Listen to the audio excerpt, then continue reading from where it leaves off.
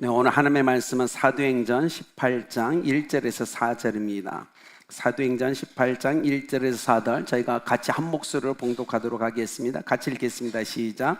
그 후에 바울이 아덴을 떠나 고린도에 이르러 아굴라라 하는 본도에서 난 유대인 한 사람을 만나니 글라우디오가 모든 유대인을 명하여 로마에서 떠나라 한 고로 그가 그 아내 브리스길라와 함께 이달리아로부터 새로 온지라. 바울이 그들에게 가매 생업이 같으므로 함께 살며 일을 하니 그 생업은 천막을 만드는 것이더라. 안식일마다 바울이 회당에서 강론하고 유대인과 헬라인을 권면하니라. 아멘. 시가 우리 할렐루야 성가대에 거기 너 있었는가 라는 찬양 하나님께 올려드리겠습니다.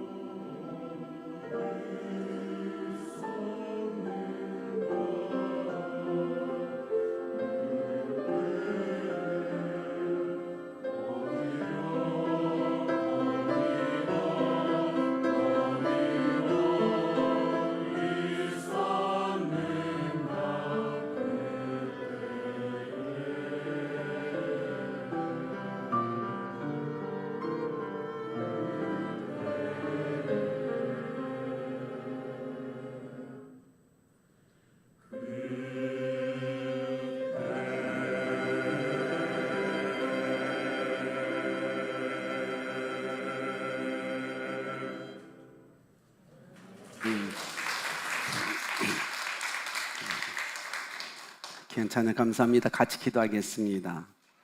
하나님, 이 시간 하나님 말씀 앞에 섭니다. 말씀이 들려지게 하십시오. 깨달아지게 하여 주십시오. 들을 때 우리 안에 믿음이 일어나게 하여 주옵소서. 하나님, 간절히 연약한 자가 기도합니다. 오늘 예배자로서 있는 주의 백성들 아프지 말게 붙잡아 주시고 평생의 복음의 귀한 동역자로 함께 하나님의 나라를 세우고 하나님의 뜻을 이루어갈 수 있도록 축복하여 주옵소서.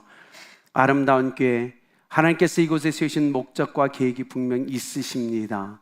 하나님, 우리 모든 이의 마음이 하나가 되어 하나님의 귀한 동역자가 되어 하나님의 영광을 이 땅에 선포하며 하나님의 뜻을 이루는 도구로 쓰임받는 아름다운 공동체 되게 축복하여 주옵소서. 살아계신 하나님, 오늘 말씀 앞에 섭니다. 말씀으로 우리 성도들을 위로해 주시고 또 도전해 주셔서 우리의 영광과 관절이 쪼개지며 새롭게 되는 거룩한 믿음의 역사가 일어나게 하여 주옵소서. 이를 위해 기도합니다. 하나님, 성령을 물붓듯 우리 각자에게 부어 주옵소서. 생수의 강이 하늘 보좌로부터 흘러 이곳을 충만하게 적셔 주옵소서. 우리 안에 생명이 충만한 예배가 되게 역사하여 주옵소서. 모든 것 위에 뛰어나신 하나님께 의탁하며 예수님의 이름으로 기도드렸습니다. 우리 좌우에 계신 분하고 서로 인사할까요? 당신은 하나님의 향기 나는 동역자입니다. 네, 향기가 아직 안 나시나요? 앞으로 날 겁니다. 기대하셨으면 좋겠어요. 제가 잠시 우리 성가대 찬양할 때 앉아서 하나님께 기도했어요. 좀 교만한 기도를 했어요. 하나님, 제가 아름다운 교회에서 목회하는 동안 우리 아름다운 교회 성도님 중에 단 한 분도 돌아가시는 분 없게 해달라고 기도했어요. 그래서 평생에 저희 목회하는 동안 건강하게 함께 아름다운 오늘 우리가 나눌 메시지처럼 멋진 동역자로 우리가 함께 하나님을 섬겼으면 좋겠다. 그래서 우리 연로하신 분들 아프지 마시고 주님이 건강 지켜주셔서 제가 은퇴할 때까지 함께 이곳에서 함께 예배하길 예수님의 이름으로 축복합니다. 최근에 선교지에서 저희 제자가 계속 연락이 와요. 아마 여러분 그런 이야기 들어보셨죠? 집사님 꿈속에서 어제 꿈속에 집사님 만났어요. 뭐 이런 얘기 들어보셨죠? 가끔 우리 선교지에 있는 제자들이 저한테 연락 올 때 그런 얘기를 합니다. 선생님, 어제 꿈속에서 선생님이 나타났어요. 보고 싶습니다. 선생님과 함께 성경을 공부하고 하나님을 섬겼던 시간이 너무 감사했고 너무 큰 아름다운 시간이었습니다. 선생님을 다시 보고 싶습니다. 언제 오시나요? 막 이런 글이 많이 와요. 저도 나도 함께 기도하겠다라고 얘기하고, 저희 평생에 정말 잊혀지지 못한 제자들이 참 많이 있습니다. 선교지에서 만나게 해주셨던 제자들. 오늘 로마서 16장에 보면 로마서 16장에 바울이 잊고 결코 잊을 수 없었던 그의 3차 선교 여행을 끝나고 로마에서 목이 잘려 죽는 순간까지도 잊을 수 없었던 사람의 40명의 명단이 로마서 16장에 기록되어 있습니다. 평생에 결코 잊을 수 없는 사람들, 바울의 가슴에 아주 선명하게 새겨져 있던 사람들, 그래서 그 사랑을 어떻게 고백하고 싶은데 어찌할 줄 모를 때 성령이 감동해서 로마서 16장 마지막 절에 그 40명의 이름을 기록하게 하십니다. 그래서 오늘 우리가 바울이 잊지 못했던 40명의 인생을 보면서 우리도 감동을 받죠. 제가 정말 간절히 원하는 건 오늘 이곳에 예배하는 여러분이 바로 그런 정말 잊혀지지 않는 저의 인생에서 아니면 하나님의 복음을 위해서 잊혀지지 않는 인생을 살아가시길 예수님의 이름으로 축복합니다. 여러분, 17장을 우리가 지나서 이제 18장에 왔어요. 아덴에서 복음을 전하던 바울이 어떻게 고린도에 올 수 있었을까요? 고린도전서 16장 15절에 바울은 이렇게 고백합니다. 스데바나의 집은 곧 아가야의 첫 열매요 라고 얘기합니다. 바울이 아덴, 이 아가야 지방에 처음에 도착해서 복음을 전해서 처음으로 영접한 사람은 바로 고린도에서 일이 있어 이 아덴, 아테네에 잠시 들렸던 스데바나라는 사람이었어요. 어떤 이유인지 몰랐지만 그런 고린도 사람이었습니다. 고린도 사람이었는데 어떤 일 때문에 아가야 아덴 지방에 딱 와서 바울을 만나고 복음을 들어서 아덴이란 지역에 처음으로 예수님을 영접한 자가 됩니다. 이 놀라운 축복의 그 은혜를 받은 사람이었죠.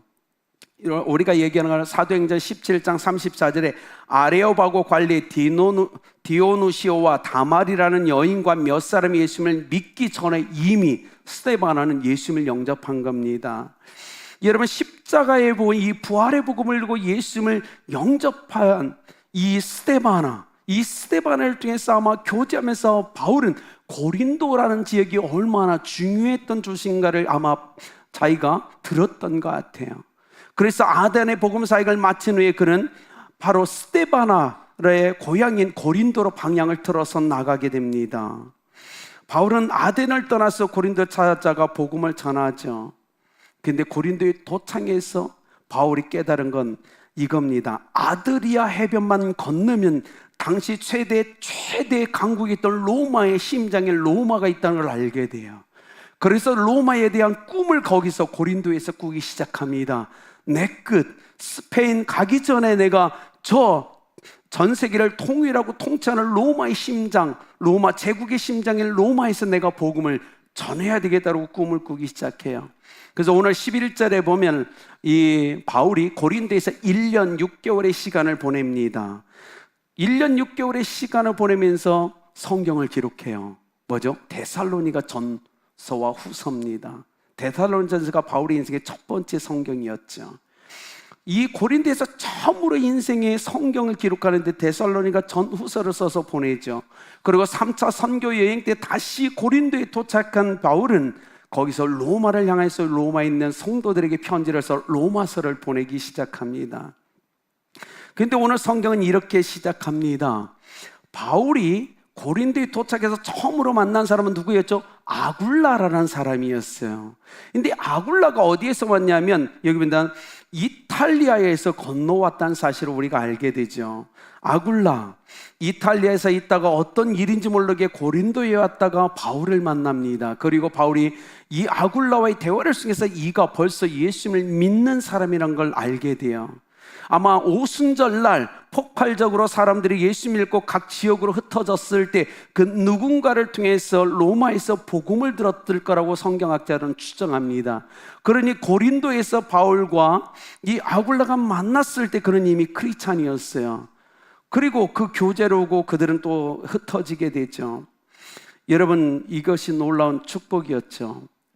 이 아굴라, 브리스길라가 바울이 들으니까 고린도 지역으로 이사 왔다는 소식을 들고 바울이 급히 찾아갑니다. 왜냐하면 교제한 경험이 있으니까. 그리고 브리스길라와 아굴라와 함께 살면서 함께 천막을 짓고 함께 복음 사역을 감당하게 되죠. 여러분, 아굴라에 대해서 잘 아십니까? 아굴라는요, 역사학자들에겐 유대인 노예였어요. 유대인이었는데 노예로 잡혀 로마로 끌려간 겁니다. 그러다가 자유민이라는 신분을 취득한 후에 브리스길라라는 로마 여인을, 시민권자인 여인을 만나서 결혼하게 된 거예요. 결혼해서 삶을 살려고 하는데 로마의 4대 황자였던 오늘 나오는 글라우디오가 모든 유대인들을 추방시켜 버립니다. 그래서 어떻게 해요? 브리스길라 로마 시민권자예요. 추방당하지 않아도 되는 거예요. 근데 남편 아굴라는 유대인이에요. 추방을 당해야 된 겁니다. 어떻게 해야 될까요? 브리스길라는 떠나지 않아도 됐지만 사랑하는 남편을 위해서 그가 함께 운명을 같이 하기로 하고 로마에서 떠납니다. 그래서 그들이 간 게 아테네는 이탈리아로 갔다가 그 다음에 고린도로 오게 되죠. 남편 아굴라는 천도적으로 장막을 만드는 거였고 아내 브리스길라는 영적 사역에 헌신한 사람으로 살아갑니다. 그래서 우리가 성경에 보면 오히려 아내 브리스길라가 바울의 위대한 동역자로 계속 기록되어 있는 걸 알고 있어요. 여러분, 아내 브리스길라가요 남편보다 믿음이 좋았어요. 그래서 영적 사역에 바울의 위대한 동역자가 되어주죠. 그런데 아굴라는 그러면 딱 보니까 아내가 바울과 함께 계속 영적 사역을 하는데 시기하고 질투했냐? 아니에요. 아굴라는 전적으로 자기 사랑하는 아내가 바울의 복음의 동역자가 되어 앞에서 성경을 가르치고 사람들을 이끌어가는 걸 너무 기쁘게 여겼어요. 나는 열심히 돈을 벌어서 아내의 사역과 이 복음 사역을 내가 헌신하고 도와줘야겠다는 마음을 먹은 게 아굴라입니다. 정말 멋진 남편 아니에요? 여러분, 인생의 동역에서 가장 아름다운 동역은 바로 남편과 아내의 동역이심을 믿으시길 바랍니다. 먼저 우리가 어떤 사역을 하기 전에 행복하려면 아내와 남편은 가장 멋진 동역자가 되어야 된다는 거예요. 동역이라는 건 뭐냐면 같은 방향을 보고 함께 동행하는 사람이 서로 도와주는 게 동역이라는 의미입니다. 그러니까 정확하게 얘기해서 부부는요, 동역자가 맞아요. 왜? 같은 인생의 같은 방향을 바라보고 함께 동행하면서 서로를 도와주기 때문에 위대한 동역자가 될 수 있다는 사실입니다. 그런데 놀라운 건 이 브리스길라가 아굴라가 바울을 만난 후에 바울과 함께 방향을 바라보고 함께 동행하면서 그를 도와주는 위대한 동역자의 삶을 살아갔다는 거예요. 이들 부부 위대하죠. 고린도에 도착해서 재정이 있었으니까, 사업가였으니까 가정을 하나 딱 집을 얻은 후에 그곳에서 예배를 시작합니다. 이들은 철저하게 선교사적 삶을 살아갔어요. 그래도 고린도 전서 16장 19절에 바울이 아굴라와 브리스가와 및 그 집에 있는 교회에 너희에게 문안하고라는 표현을 써요. 오늘 아름다운 게 우리 목자 목녀님들 가정을 오픈하고 교회로 섬기는 여러분 예수 그리스도의 이름으로 축복합니다. 초대교회 성도들의 영성이 오늘 우리 교회에 목자 목녀님들을 통해서 흘러가는 게 저는 너무 기뻐요. 여러분, 이 브리스길라와 아굴라는 어딜 가든지 자기 집을 교회로 세워냈어요. 여러분, 성경에서 보면 로마서에서도 그랬죠. 로마서 16장 5절에 보면 이렇게 했어요. 그들 가정에 있는 교회들에게 문안하고, 브리스길라와 아굴라를 얘기하면서 그에게 문안하라 그러면서 그들 가정에 있는 교회에 문안하라. 여러분, 브리스길라와 아굴라는요 고린도에 있다가 나중에 에베소로 갑니다. 그리고 다시 로마로 가는데 이 고린도와 에베소와 이 로마에서 가는 데마다 자기 집을 오픈해서 교회로 섬기는 위대한 복음의 사역을 감당했다는 거예요. 사랑하는 성도님들, 집이 좀 지저분하면 어떻습니까? 우리 집이 하나님을 예배할 수 있는 장소가 되고 기도처가 되고 성령의 능력을 경험할 수 있다면 우리 집을 오픈하는 것도 좋지 않을까요? 아름답게 성도님들, 여러분 집을 담대하게 오픈하십시오.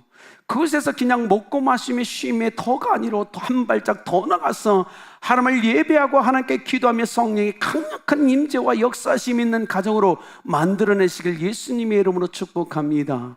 그러기 위해서 가정을 오픈해야 되는 거예요. 그 모범을 보인 게 바로 이 브리스길라와 아굴라입니다. 여러분, 사도 바울이 아덴에서 전도 사역 후에 당시 인구가 75만 명이 되는 이 고린도에 갑니다. 그리고 발칸반도에서 복음 사역에 했던 수많은 시간 중에 가장 긴 시간 1년 6개월을 고린도에서 보내요. 그런데 그 당시 고린도는요 우상숭배가 넘쳐나는 도시였어요. 도덕적으로 완전히 타락한 도시였고 만몬이라는 물질 만능주의가 아주 넘쳐나는 곳이었어요. 이곳에서 정말 하나님의 위로자로 보낸 브리스길라와 아굴라와 함께 그런 이 놀라운 사역을 감당하죠. 2차를 경험하면서 지치고 힘든 바울을 위로하고 바울이 좀 쉴 수 있는 그 대상자를 주님이 브리스길라와 아굴라를 제공해 줍니다. 왜냐하면 최소한 브리스길라와 아굴라는 사업가였기 때문에 재정적 여유가 있던 사람이에요. 그런데 바울이 그 집에 찾아올 때 그들은 기쁨으로 바울을 맞이해 줍니다. 그리고 그 집에서 거주하면서 마음껏 복음의 사역을 감당할 수 있도록 허락해 줘요. 아름답게 성도님 여러분, 제가 갑자기 6층에 사택을 나와 여러분 집에 간다면 맞이해 주시겠습니까? 그런데 브리스길라와 아굴라는 만난 지 딱 한 번이었어요. 근데 바울이 찾아오자마자 자기 집을 오픈해 줍니다.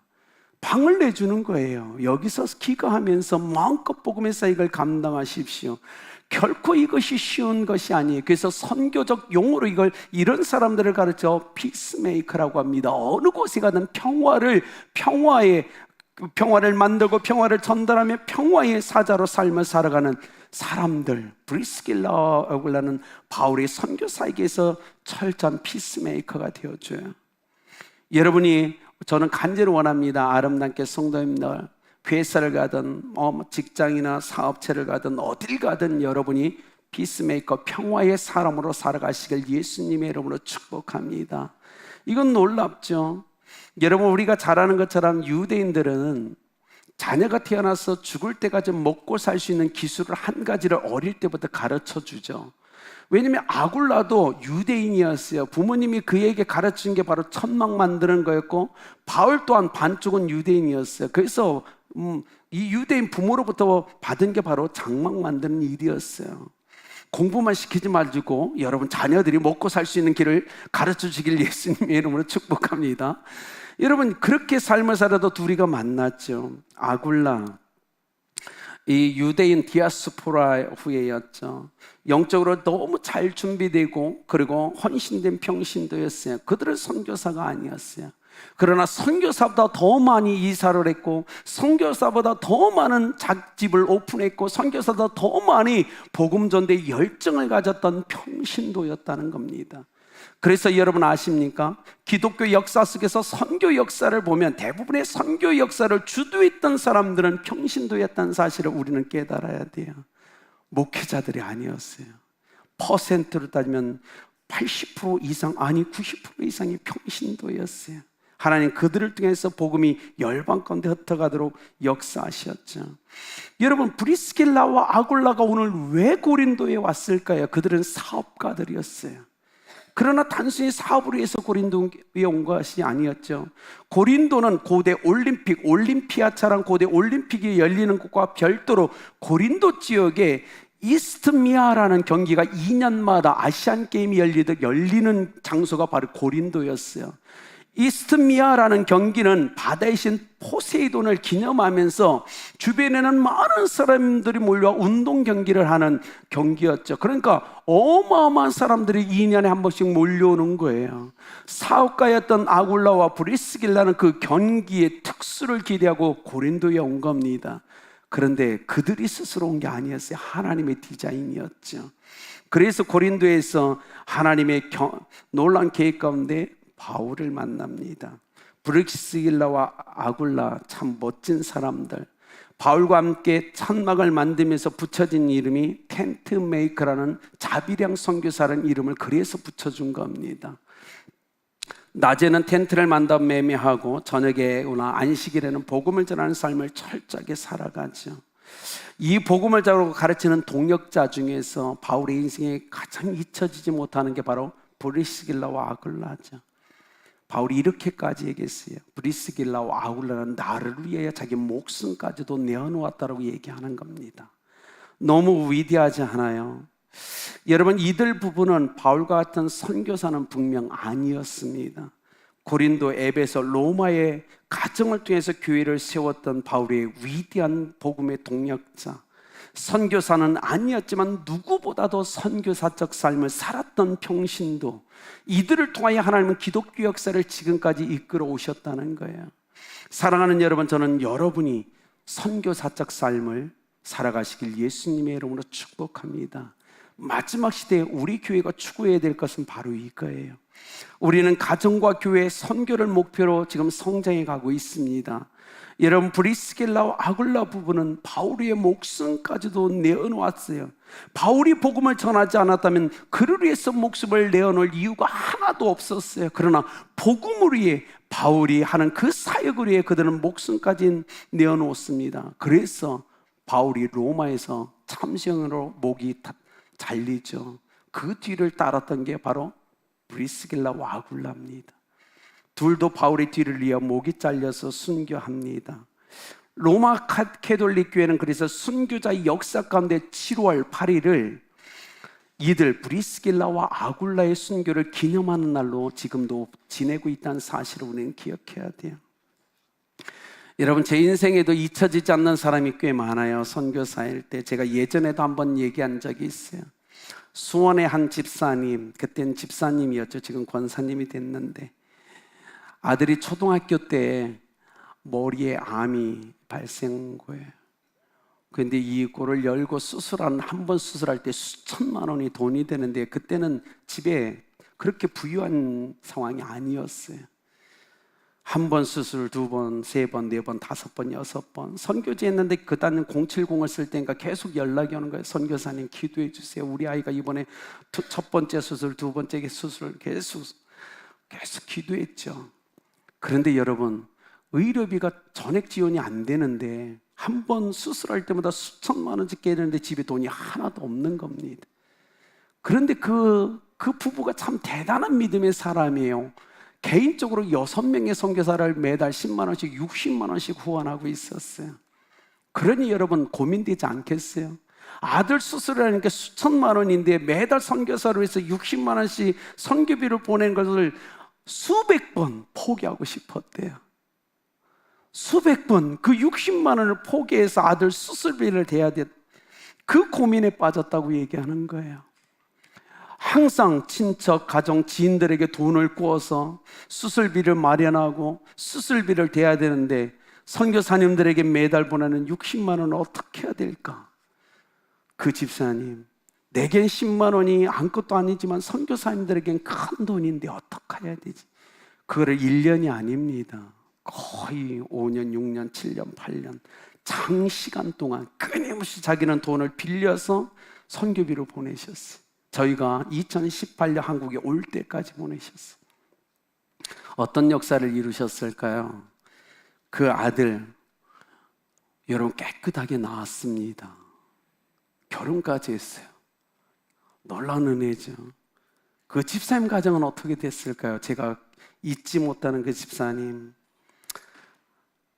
어떤 분이 그분 이야기를 듣고 한 목사님을 찾아갑니다. 목사님, 집사님 가정에 이런 일이 있는데 국가에서 의료 지원이 안 돼서 지금 빚이 억 단위가 넘어섰고 2억이 넘어섰습니다. 어떻게 도와줄 방법이 없을까요? 그래서 그 집사님이 교회에 나오는 국회의원에게 얘기를 한 거예요. 우리 교인 중에 이런 교인이 있는데 왜 의료 혜택을 못 받는가? 근데 국회의원이 알아봤어요. 놀라운 게 뭔지 아십니까? 그동안 아이가 수술했던 그 어마어마한 돈보다 훨씬 많은 돈이 국가에서 나온 거예요. 그 오랜 시간 선교비를 끊지 않고 선교사를 지원했던 모든 돈이 다 나온 겁니다. 그가 제가 2018년도에 한국에 와서 그를 만나 함께 식사하는데 그 간증을 하기 시작하는 거예요. 정말 목사님 그 선교비를 끊고 싶을 때가 수백 번이었어요. 저에겐 그때 10만 원이 너무너무 귀한 돈이었거든요. 빚이 1억, 2억 쌓여가는데 포기하고 싶었는데요. 도저히 포기할 수 없더라고요. 그래서 3년도 아니야 4년, 5년 끝까지 버티면서 사람들에게 돈을 빌려 선교비를 끝까지 보냈는데 하나님이 놀라운 역사를 통해서 그 모든 것을 다 보상해 주셨다는 겁니다. 근데 그 아들이 아플 때 그 아버지가 LG전자를 다니고 있었어요. 근데 2018년 그와 만나서 식사하고 교제할 때 제가 알게 된 사실은 하나님이 그 믿음을 너무 귀하게 여기셔서 여러분 삼성전자에 부회장이 5명이 있다고 얘기합니다. 그 중에 1명이 됐다고 얘기했어요. 목사님, 우리 남편이 삼성그룹의 5명의 부회장 중에 1명이 되었습니다. 제 가슴이 너무 흥분됐죠. 여러분, 누가 감히 자녀의 목숨이 걸린 상황에서 선교비를 계속 지속할 수 있을까요? 이게 가능할까요? 바울에게서 잊혀지지 않은 사람들이 있었던 것처럼 저희 인생에도 그런 사람들이 있습니다. 여러분 놀랍죠? 스펄전 목사님이, 결론적으로 스펄전 목사님이 런던의 메트로폴리탄 교회에서 목회할 때 자기 간증을 했어요. 나이가 지긋한 한 할머니가 교회를 나오는데 그분이 매주 교회 와서 하는 일은 새신자가 있으면 새신자 이름을 가지고 집에 가서 매일 새신자를 놓고 기도하는 삶을 살아갔다고 얘기합니다. 그 이름 하나하나를 부르면서 그들의 신앙을 위하여 그들의 인생의 시험에서 무너지지 않도록 끊임없이 하는 이 할머니는 기도했다고 얘기해요. 왜냐하면 나이가 많아서 교회 봉사가 불가능하니 본인이 할 수 있는 기도를 가지고 목사님의 이 복음의 목회 사역을 도왔다고 합니다. 빚도 없이 이름 없이 그 삶을 살다 나이 그대로 소천하셨어요. 이 스펄전 목사님이 장례식을 집도하면서 이렇게 선포했습니다. 그는 나의 가장 훌륭한 동역자였습니다. 여러분, 아름다운 교회, 보이지 않는 곳에서 헌신하는 사람들이 꽤 많습니다. 주중에도 나와서 교회를 섬기는 분이 있고요, 여러 번 다 거절하는 그 일을 조용히 해내는 우리 성도님들이 있습니다. 여러분 기억하십시오. 여러분은 하나님의 동역자들입니다. 하나님과 함께 걸어가기 때문에 그렇습니다. 그리고 하나님을 위하여 우리가 헌신하기 때문에 우리는 하나님의 동역자라는 사실입니다. 때로는 교회에서 봉사하고 헌신한 건 아무도 알아주지 않을 겁니다.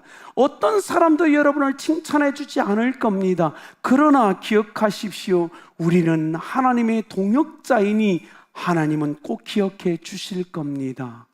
그러니 사랑하는 성도님 여러분, 21세기 브리스길라와 아굴라가 되어 주십시오. 지금까지 그렇게 하셨던 것처럼 이젠 목장도 시작되었습니다. 교회 여기저기 정말 여러분의 손길이 필요합니다. 여러분이 복음으로 인하여 교회의 아름다운 동역자가 되어 지금 우리가 진행하는 전세대 대각성 전도운동에 동참해 주시고, 여러분을 통해서 영원권의 제자 삼는 아름다운 교회 역사가 지속되어 가길 예수 그리스도의 이름으로 축복합니다. 같이 기도하겠습니다. 하나님, 우리는 하나님의 동역자이지만 얼마나 부족하고 연약합니까? 그러나 하나님은 우리를 원하십니다. 하나님, 아름다운 교회 모든 성도들 건강 주십시오. 영적으로 성령 충만케 하시고 능력 부어주셔서 저와 함께 복음의 귀한 동역자가 되어 이 놀라운 일을 감당해낼 수 있도록 역사하여 주옵소서. 이를 기도합니다. 하나님, 아프지 말게 하여 주옵소서. 경제적인 축복을 허락하여 주옵소서. 하나님, 저들을 말미암아 영원권의 제자 삼고 주님의 나라를 세우며 주님의 통치를 이 땅에 이루는데 아름답게 동역하는 저희 모두가 될 수 있도록 역사하여 주옵소서. 모든 것 위에 뛰어나신 하나님께 감사하며 예수님의 이름으로 기도드렸습니다. 우리 찬양하시면서 준비하신 예물을 하나님께 드리겠습니다.